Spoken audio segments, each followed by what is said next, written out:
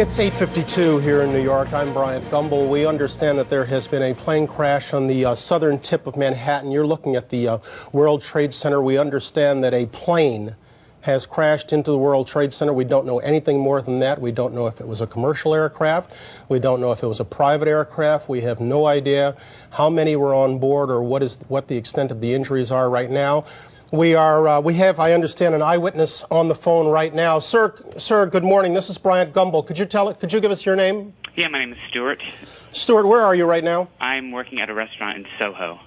All right, so tell us what you saw, if you would. I was waiting at a table and I literally saw it seemed to be like a small plane. I just heard a couple noises. It looked like it bounced off the building, and then I just saw a huge ball of fire on top. And then the smoke seemed to simmer down. And it just, a lot of smoke was coming out, and that's pretty much the extent of what I saw. Can you tell us about the scene down there right now? Right now, people are just on the street looking at the building. The building, there's just a lot of smoke. It's not too crazy down where I am. How far away from the World Trade Center specifically are you? I'm actually on Thompson Street North. I'm not too far. It's 8:54 right now, Stuart. Can you tell me when this happened exactly? I would have to say about 10 minutes ago. Were you looking up as the plane approached the building, or did it only catch your attention after it crashed into the World Trade Center? I heard a sort of a crashing sound, but I looked up quick enough to actually see something go into the building. But everything happened so fast, I wasn't quite sure what I was looking at.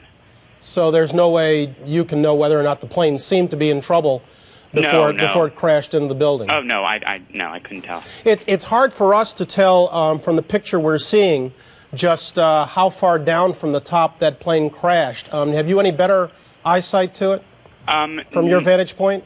Not really. All I know is it definitely wasn't the top of the building, because that seems to be intact from what I saw. Obviously, the timing of this is important. It comes before 9 o'clock. Perhaps, and we say that in hopeful fashion, perhaps not everybody was at work, because if that building was in fact crowded with workers, we're looking at probably some casualties and injuries of considerable proportions. But right now there's no way of telling that. We're on the line with another eyewitness. Sir, this is Bryant Gumbel in New York. How you doing? I'm fine, thank you. You're Wendell? Yes, I am. Wendell, can you give me your last name? Klein. Wendell Klein. Tell me where you are, if you would. Well, right now I'm back in the hotel. I'm in the hotel offices here, the front office. You're in the... Okay, where were you when I was standing right in front of the hotel. I'm the doorman there. And... The hotel. Which hotel? Marriott World Trade Center. Right across from the World Trade Center. It's actually right in between them. Right in between the World Trade Center. Yes. Okay, so you were standing outside, and tell us what you saw and what you heard. Well, what I heard first, an explosion. And I just figured that it was a plane passing by. Then all of a sudden, stuff just started falling, like bricks and paper and everything.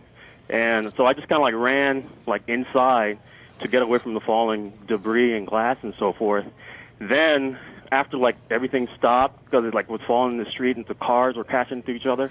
Then when it kind of stopped, I heard a guy screaming. And when I looked over, there was this guy that was on fire. So I kind of ran over, and I tried to put the fire out on him. And he was screaming, and I just told him to roll, and he said he can't. And then another guy came over with his bag and kind of put the flames out on him. So.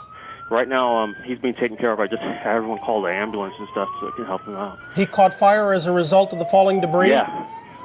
How much debris, can you give us an idea of how much came crashing to the ground? It's just a lot. Bricks, a lot of bricks, a lot of glass.